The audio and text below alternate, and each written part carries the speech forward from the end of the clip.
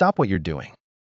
If you just took a piece of ginger you bought at the grocery store and shoved it into a pot of dirt, you haven't started a garden. You've staged a funeral. Most people think ginger is one of those set it and forget it crops. They think it's a rugged, unstoppable weed that just needs a little water and a prayer. But here's the cold, hard truth that's going to hurt. About 90% of homegrown ginger ends up as a shriveled, woody nub that isn't even worth the effort of peeling. You've seen those beautiful, plump, hand-sized ginger rhizomes at the high-end organic markets, right? The ones that look like they're bursting with juice? There is a massive secret between those professional harvests and the sad, rotting sticks most people pull out of their backyard containers. And it's not about how much you water it. It's not even about the soil. I've spent the last 15 years knee-deep in the dirt, testing everything from high-tech hydroponics to old-school homesteading methods. I've seen gardeners lose entire seasons of growth because they missed one tiny, invisible detail. And honestly, it breaks my heart to see folks my age working their tails off in the sun just to end up with nothing to show for it but a sore back. We're going to change that today. You're probably wondering why your ginger won't sprout, or why it takes 3 months just to see a tiny green sliver. Here's the kicker. The ginger you buy at the store is literally programmed to fail you. It has been chemically treated to stay pretty on the shelf, which is just a fancy way of saying it's been put into a chemical coma. If you plant it without waking it up first, it's going to sit there and rot before it ever finds the strength to push out a root. But it gets worse. Even if you get it to sprout, if you haven't prepared the activation environment, those fruits, or what we call the rhizome hands, will stay tiny and bitter. I know this sounds like a lot of science, but stick with me. This is the difference between a harvest that feeds your family for a year and a harvest that doesn't even fill a spice jar. Think about it. You're putting in the time. You're buying the pots. You're hauling the soil. Don't you want the grand prize harvest? If you're tired of the trial and error method that mostly results in error, you're in the right place. Hit that subscribe button so we can keep your garden producing more than you ever thought possible, because we are done with mediocre harvests.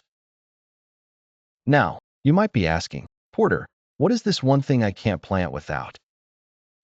It's not a fancy fertilizer. It's not an expensive grow light.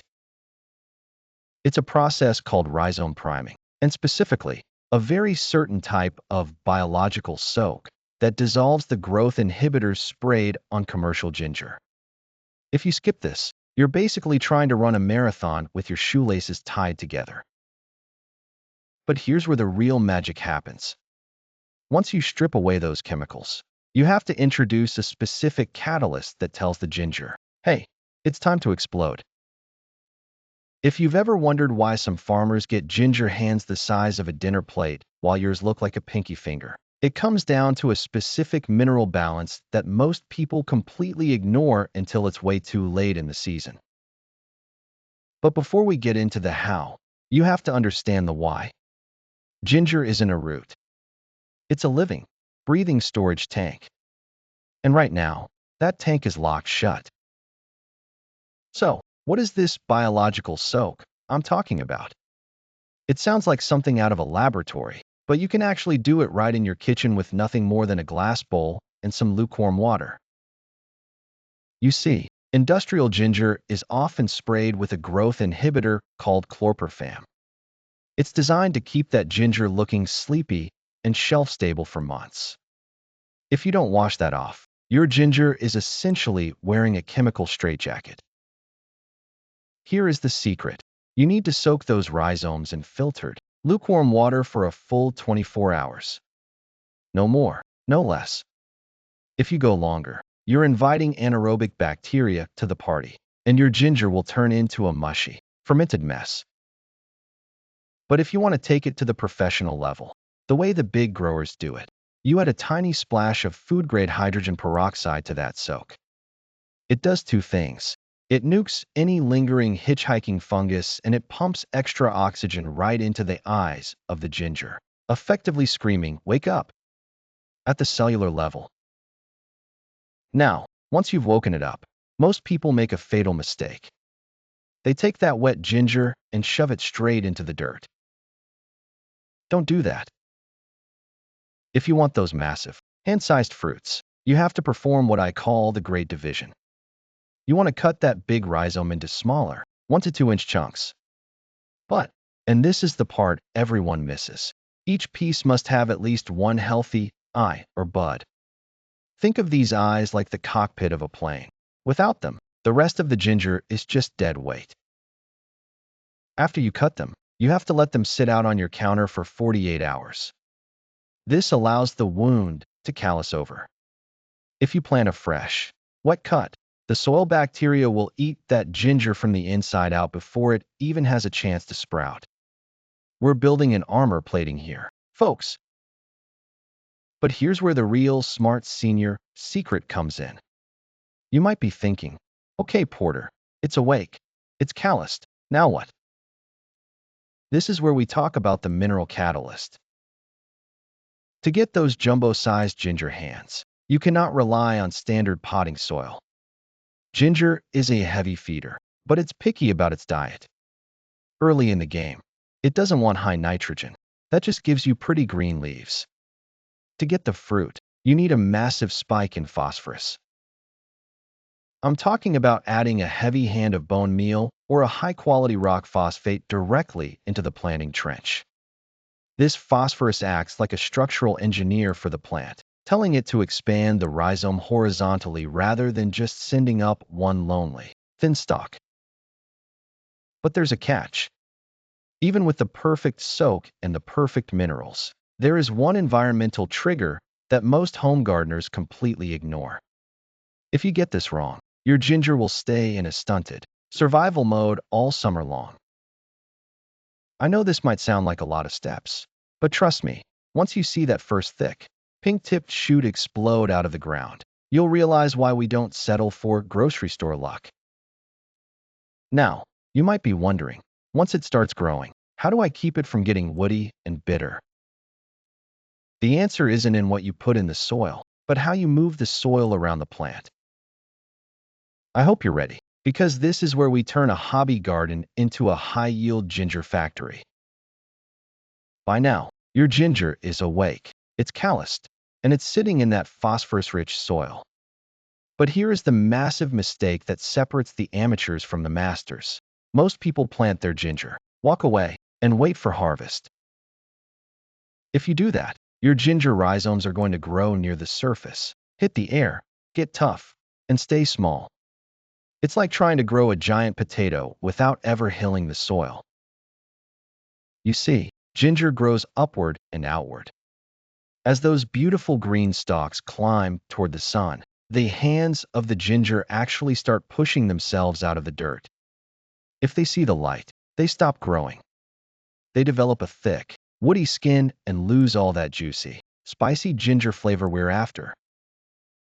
Here is the smart senior pro tip. Every time you see those pinkish-white shoulders of the ginger peeking through the soil, you need to hill it, just like you would with potatoes or leeks. Take a handful of rich, organic compost or aged manure and pile it right on top of those exposed roots. What does this do? It tricks the plant. It tells the ginger, you're still underground. Keep expanding. Every time you add a layer of compost, you're giving the plant a fresh hit of nutrients and more room to run. Do this 3 or 4 times throughout the growing season, and you won't just get ginger. You'll get those massive, multi-tiered hands that look like they belong in a museum. Now, I know what you're thinking. Porter, I don't want to wait 10 months to taste my hard work. I hear you. Patience is a virtue, but sometimes you just want a little taste, right? This is where we use the robbing method. Around month 5 or 6, your ginger is technically young or green ginger. It doesn't have a skin yet. It's tender, mild, and absolutely incredible in stir fries or tea. Instead of digging up the whole plant and ending your season early, you can gently reach into the side of the hill you've built, feel around for a small finger of the rhizome, and snap it off. If you do it carefully, the rest of the plant won't even notice. It'll keep growing, and you get to enjoy a pre-harvest snack while the main crop continues to bulk up for the big reveal in late autumn. But there's one final thing you never do. When the leaves start to turn yellow and die back in the fall, most people panic and think they've killed the plant. Don't touch it. That yellowing is the plant's way of sending all its final energy, all those sugars and essential oils, down into the rhizome for winter storage. That is when the flavor peaks. Wait until the stalks are completely dry and brown before you lift that heavy, golden treasure out of the earth. If you followed the soak, used the mineral catalyst, and kept up with the hilling, you aren't going to believe what's waiting for you under that soil. You're going to be the person at the neighborhood swap meet with the ginger everyone else is jealous of. And hey, I know we covered a lot today. Gardening is a journey, and I'm just glad I get to walk a bit of it with you. If this helped you see your garden in a new light, do me a favor. Share this with a friend who's struggling with their harvest. Let's make sure nobody in this community is settling for grocery store dead ginger anymore.